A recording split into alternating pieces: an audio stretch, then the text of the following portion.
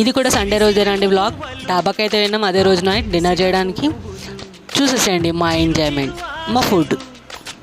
Please subscribe చేసుకోండి. చేసినవి కిలకిల నవ్వులు వెనపోసి సిరులు అనేరెవ్వరు. దేవుడే ఆదివి నుండి పంపిన దీవెనలు ఎప్పుడు ఈ కోవెలలో వెలిగే దీపాలు.